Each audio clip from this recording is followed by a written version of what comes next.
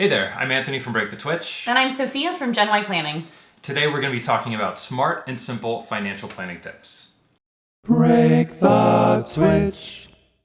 So with Break the Twitch, I talk a lot about aligning actions with values, doing the things that really matter to us and the things that are going to be meaningful and create meaningful change in our lives. So I know that in terms of your philosophy, you kind of talk about things in a similar way, right, Sophia? With money, though. Absolutely. Really aligning your money with your values to live a great life.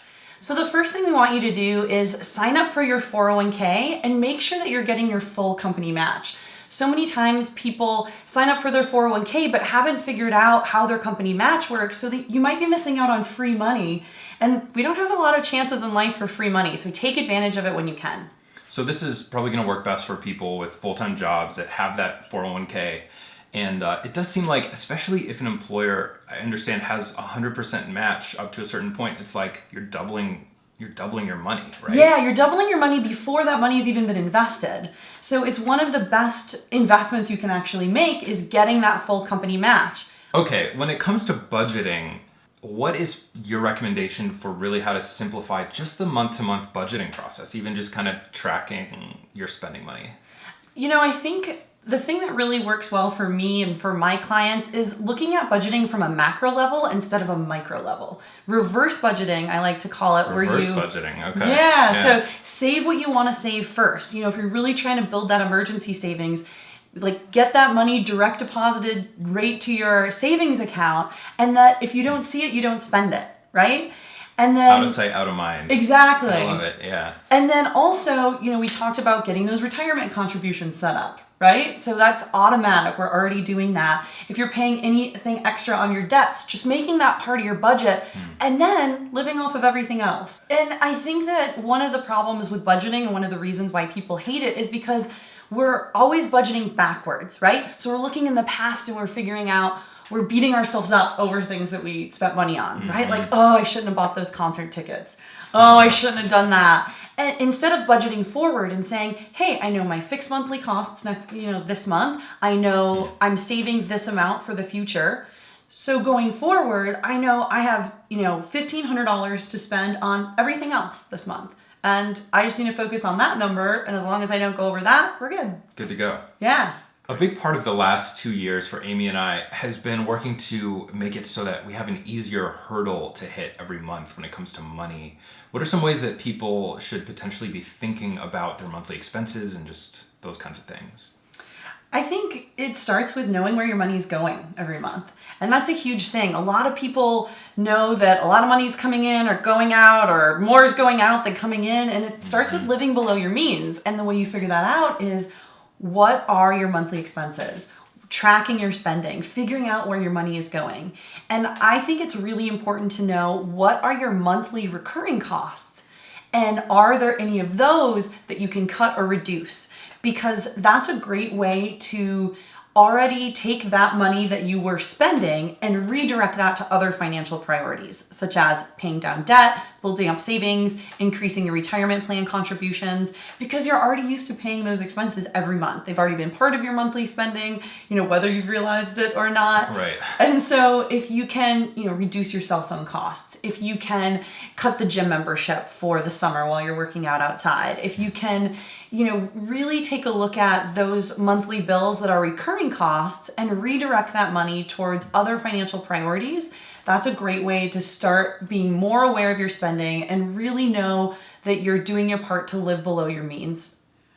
These days, it seems like there are about 1.5 million ways to just be in debt. Credit cards, car loans, and student loans, and oh my. Yeah. There's just so many different things that we have to worry about now. What should we be thinking about when it comes to prioritizing how to get rid of this stuff?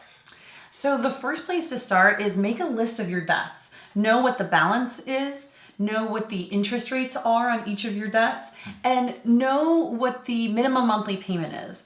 And I recommend starting with the highest interest rate debt first, because that's where you're going to save the most money. If you have any credit card debt, that's usually the highest interest rate. And so start by really aggressively paying off your credit cards so that you can get rid of that monthly payment.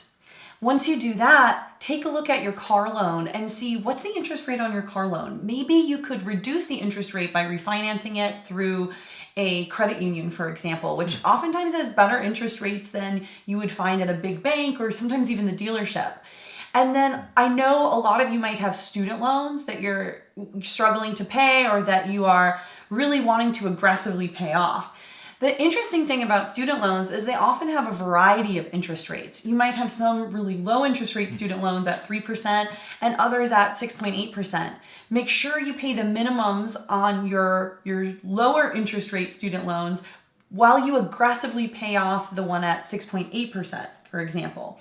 So one of the big things when we're paying off student loans or we're paying off all of our debts is to really get hyper-focused on the highest interest rate one and paying extra on that while you pay the minimums on everything else. Let's say that you have taken the actions of reducing your payments every month and you've reduced a bunch of debt and you're doing the right things, but it still feels like those goals of traveling for an extended period of time or being able to take a leap and quit your job is still really far away.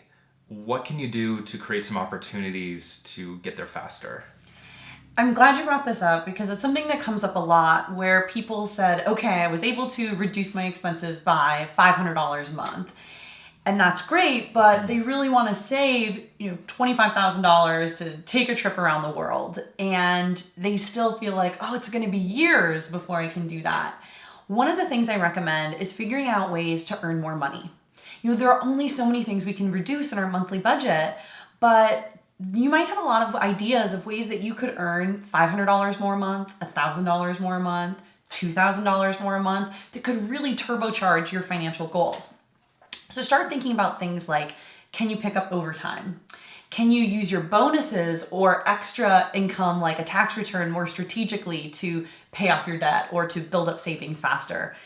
And my favorite way is actually in the form of a side hustle. So what can you do on the side? Or what are you already doing for fun? Maybe you love building websites and you can start generating some income from building websites on the side. Maybe you pick up a part-time job waiting tables a couple nights a week. And that money is, you're able to use that money to really turbocharge those financial goals and get there even faster. And it seems like by taking that income and creating that shift in your life, you're just like leveraging the freedom that you had before from decluttering and creating that space. And it's just, you're creating so much more and almost complete freedom on your own schedule. Absolutely. All right, so from a high level, what can we do to focus on our financial planning goals and really start hitting some of those? Sign up for your 401k, make sure you get your full company match, save first, and then spend the rest. So that's the reverse budget we talked about. Reduce expenses, figure out what can you cut, and then pay your highest interest rate debts first so we free up that monthly cash flow. And after that, think about how can you earn more money so you can reach your goals even faster.